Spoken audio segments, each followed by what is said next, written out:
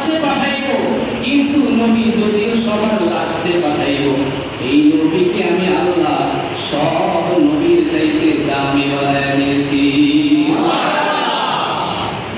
আল্লাহ পাক নবীর চরিত্রের ব্যাপারে আল্লাহ একটা আয়াত এক্সট্রা নাযিল করে দিলেন, ওয়া ইন্নাকা লাআলা খুলুকিন আযীম। আমার নবীকে আমি দুনিয়ার মধ্যে যত নবী পাঠাইছি, যত মানুষ পাঠাইছি, সবার চাইতে আমার নবীকে বড় আখলাক দিয়া তারপর দুনিয়ায় পাঠাইছি। সুবহানাল্লাহ। আমার নবীর চরিত্রের মধ্যে কোনো প্রকার সমস্যা আছে না, কিন্তু পরিমাণ সন্দেহ করলে তার ঈমান থাকবে না। কিন্তু আজকে দুঃখের বিষয়, বাংলাদেশ 99% মুসলমানের জমিন। এই বাংলাদেশের মানুষ কিন্তু ওলামাদেরকে মুহাব্বত করে, ইসলামকে মুহাব্বত করে, কোরআনকে মুহাব্বত করে, মাদ্রাসাকে মুহাব্বত করে, মসজিদকে মুহাব্বত করে, এমনকি আমার নবীকে কলিজার চাইতে বেশি এই উম্মত মুহাব্বত করে। ঠিক কি না? এই দেশের মধ্যে এই যে কয়েকদিন আগে একটা নাস্তিকের বাচ্চা মাশরুফ নামে একটা নাস্তিক এসপি, এই নাস্তিকটা কয়েকদিন আগে আমার রাসূলের চরিত্রের ব্যাপারে কটূক্তি করছে। ভাই নাউজুবিল্লাহ, নাউজুবিল্লাহ। এই মাত্র কয়েকদিন আগে, বেশি দিন হয় না। অনলাইনে যারা আছেন তারা হয়তো জানেন এই বেঈমানটা কি বলে জানেন? বেঈমানটা বলে যে এই নাকি বিশ্ব নবী, আর উনি আয়েশা রাদিয়াল্লাহু তাআলা আনহাকে 6 বছর বয়সে বিবাহ করেছে, 9 বছর বয়সে তাই নিয়ে ঘর করছে, এর চরিত্র ভালো না। বলে নাউজুবিল্লাহ। আমার নবী আম্মাজান আয়েশাকে বিবাহ করছে কার হুকুমে? কথা বলে না, কার হুকুমে? নবী কি নিজে থেকে বিবাহ করছেন? খাদিজাতুল কুবরা রাদিয়াল্লাহু তাআলা আনহাকে বিবাহ করেছেন কার হুকুমে? আল্লাহর। খাদিজার বয়স 40 বছর, নবীর বয়স 25 বছর। বেঈমানদের প্রশ্ন করা দরকার, নবী যদি এখানে এটা ধরো 6 বছর ধরে বিয়ে করলো কেন? তাহলে ওইটা বলো 40 বছরের একজন বুড়া নারীকে নবী বিবাহ করলো কেন? তার মানে দুইটা বিবাহ কার হুকুমে হয়েছে? যে বেঈমানটা মাশরুফ নামে, যে বেঈমানটা আমার নবীকে নিয়ে কটূক্তি করছে, আমাদের ঈমানি দাবি হলো স্বয়ং প্রধানমন্ত্রীকে আমরা এটা জানিয়ে দিতে চাই যে এই মাশরুফ নামে এসপি বেঈমানটা আমাদের কলিজার টুকরা নবীকে নিয়ে কথা বলেছে।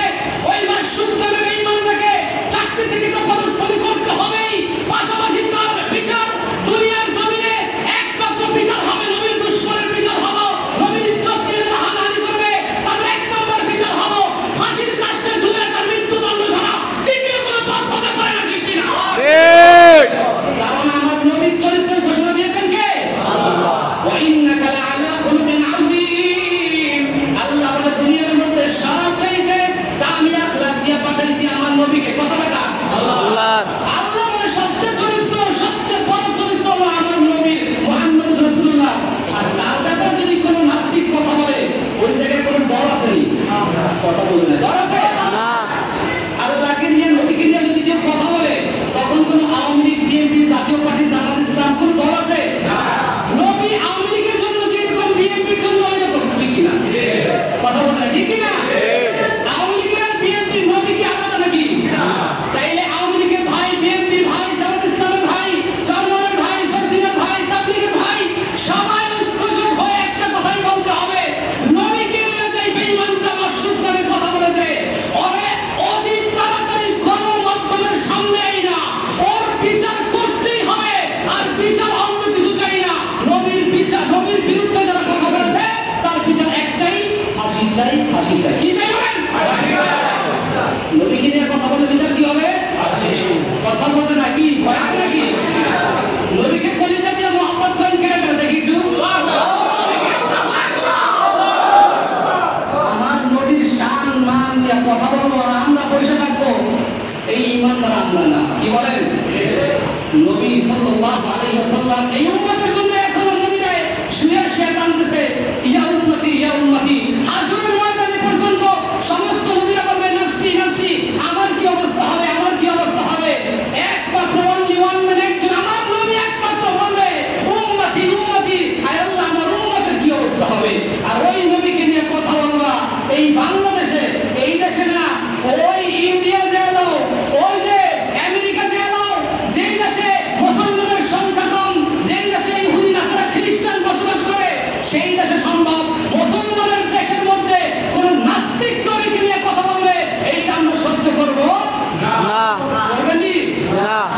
এজন্য আমাদের প্রাণের দাবি ওই বেঈমানটাকে ফাঁসি দিতেই হবে। কয়েকদিন আগে আরেকটা বেঈমান, কয়েকদিন আগে আপনারা শুনছেন, এটা আমরা যখন ছিলাম ফ্রান্সের মধ্যে একটা বেঈমান মাথা ছাড়া দেওয়া ছিল, ম্যাক্রো নামে একটা বেঈমান, মনে আছে নি? ফ্রান্সের ম্যাক্রো কি ভুলে গেছেন ঘাটাঘাটি? তা ভুললে কেমনি হবে? ইসলামী ইতিহাস তো মনে রাখতে হবে। রাসূল তার রক্ত ঝরাইছে দিনের জন্য, উম্মতের জন্য, আল্লাহ পাকের দ্বীন জিন্দা করার জন্য। তায়েফের ময়দানটা লাল করলো আমার নবী। হ্যাঁ, তায়েফের জমিনটা একটা পাহাড় এখনো লাল, যেই পাহাড়ে নবীর রক্তের ছোঁয়া লেগেছে। ওহুদের জমিনটা আমার নবীর রক্তে লাল হয়েছে। আমার নবী দুইটা দান্দান মোবারক একে একে শহীদ করেছেন এই উম্মতের জন্য, দ্বীনের জন্য। আর আপনি আমি শুধু ঘরে বসে তসবিহ করবেন আর ঘরে বসে বসে ওইদিকে নাস্তিকরা কথা বলবেন, আপনি কোনো ইমানি দায়িত্ব নাই। পয়সা পয়সা শুধু বাজারে যাইবেন আইবেন, এইটাই কি দায়িত্ব নাকি? আসলে ময়দানে আপনাকে রাসূল উম্মতি বলবেন, আল্লাহ রাসূল বলবে সহবান সহবান লিমান যাইয়া মিন বাদি, দূর হ শয়তান, তুই আমার উম্মত না, তোর সামনে আমার ইজ্জত দিয়া বেঈমানরা সিনেমিনি খেলছে, কথা বলছে, তুমি কিছুই বলো না। তোমাকে আজকে জান্নাতের জন্য আমি সুপারিশ করব না, চিন্তা করেন নাউযুবিল্লাহ। এজন্য আমার রাসূলকে নিয়ে যখনই কোনো কথা উঠবে আমরা ঘরে বসে থাকবো না, ইনশাআল্লাহ কাফনের কাফন মাথায় বাঁধতে হবে। আর মরতে তো একদিন হবে, কি বলেন? মরণ যেহেতু একদিন আসেই, বিড়ালের মতো মরতে চাই না, সিংহের মতো মরতে চাই, ঠিক কিনা বলে? শহীদ মর্তবা চাই, গুলি খাইলে সমস্যা নাই, ফাঁসি হইলে সমস্যা নাই, কোরআনের হক কথা বলবো, নবীর ইজ্জতের পক্ষে থাকবো, রাসূলের পক্ষে থাকবো, আল্লাহর কোরআন চিন্তা করার জন্য, আমার আল্লাহ তাআলার কোরআনের আইন বাস্তবায়নের জন্য আমার যা করা দরকার সব করতে রাজি আছি, তারপরও পিছপা হইতে রাজি নাই, ঠিক কিনা? আল্লাহ সবাইকে কবুল করেন বলেন আমিন। তো যেটা বলছিলাম, আল্লাহ তাআলা জিবরাইলকে বলতেছে শেষ জামানায় এমন একজন নবীকে পাঠাইব, যে নবীর নাম কি ছিল? মুহাম্মদুর রাসূলুল্লাহ। এই মুহাম্মদুর রাসূলুল্লাহ সাল্লাল্লাহু আলাইহি ওয়াসাল্লামের গুনাহগার কিছু উম্মত দুনিয়ার জমিনে আসবে। শেষ জামানায় নবী থাকবে না, উম্মতেরা থাকবে। নবী আছে না এখন? নবী থাকবে না, উম্মতেরা থাকবে, গুনাহ করবে। গুনাহ করার পর ওই উম্মতেরা যদি 2 রাকাত নামাজ পড়ে, 2 রাকাত নামাজ, একটা নামাজ নিয়ে চলতেছে, যেন বললাম 2 রাকাত নামাজ, ওই উম্মত গুনাহ করার পর যদি 2 রাকাত নামাজ আদায় করে, আল্লাহ পাক জিবরাইলকে জানায়, ও জিবরাইল তুমি 2 রাকাত নামাজে দাঁড়াইছিলা কয় বছর জানি? মনে আছে? 1000 বছর, 40,000 বছর দাঁড়ায় থাইকা আমি আল্লাহর যেই পরিমাণ নৈকট্য অর্জন করেছি, জিবরাইল শুনিয়া নাও, আমার ওই নবীর খাতিরে, আমার হাবিবের খাতিরে, আমার হাবিবের গুনাহগার উম্মত গুনাহ করিয়া যদি তওবার নিয়তে 2 রাকাত নামাজ আদায় করে, আমি আল্লাহ ওই 2 রাকাত নামাজে তুমি জিবরাইলের চাইতে বেশি খুশি হয়ে যাব। আল্লাহু আকবার।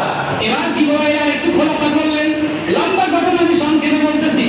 জিবরাইল আমি ডাকতে বলে, আল্লাহ আমরা তো ফেরেশতা, আমাদের জান্নাতও নাই জাহান্নামও নাই, কিন্তু আপনার হাবিবের উম্মতের জন্য তো জান্নাত জাহান্নাম যে কোনো একটা ফয়সালা হবেই হবে। 2 রাকাত নামাজের বিনিময়ে যেহেতু খুশি হয়েছেন, জান্নাত তো তাইলে অবশ্যই দিবেন, তবে 8টা জান্নাত আছে, কোন জান্নাতটা দিবেন আমি একটু জানতে চাই। আল্লাহ পাক জানায় দেয়, জিবরাইল 8টা জান্নাতের মধ্যে একটা জান্নাতের নাম হলো জান্নাতুল মাওয়া। ওর নাম কি? জান্নাতুল মাওয়া। জান্নাতুল মাওয়া, আবার বলেন জান্নাতুল মাওয়া, ভালো করে বলেন জান্নাতুল মাওয়া। জান্নাতুল মাওয়া, এই জিবরাইল জান্নাতুল মাওয়া নামে যে জান্নাতটা আছে, ওই জান্নাতটা আমি আমার হাবিবের কারণে, আমার হাবিবের উম্মতকে আমি 2 রাকাত নামাজের বিনিময়ে দান করে দিব। সুবহানাল্লাহ। দেখেন জিবরাইল আমিন এবার আবার প্রশ্ন করছে, আল্লাহ ঠিক আছে জান্নাতুল মাওয়া দিবেন খুশি, কিন্তু জান্নাতুল মাওয়াটা কেমন যদি আপনি একটু আমাদের অনুমতি দিতেন, তাইলে আমি একটু ওই জান্নাতুল মাওয়ার ভিতরে ঘুরে ঘুরে দেখে আসতাম। সুবহানাল্লাহ। আল্লাহ ঠিক আছে, যা অনুমতি দিলাম। জিবরাইল আমি অনুমতি করিয়া পাখা আছে জানি কয়টা? 600। কয়টা? 600 পাখার মাত্র 2টা করছে। কয়টা? 2টা করছে। 2টা পাখা দিয়ে একাধারে 3000 বছর পর্যন্ত উঠছে, মাঝখানে কোনো থামে নাই। কয় হাজার বছর? 3000 বছর। 3000 বছর পর্যন্ত জিবরাইল 2 পাখা ব্যবহার করলেন। এই 2 পাখা রাইখা আবার 2 পাখা 3000 বছর, এইভাবে করতে করতে পাখা সব ব্যবহার করা শেষ।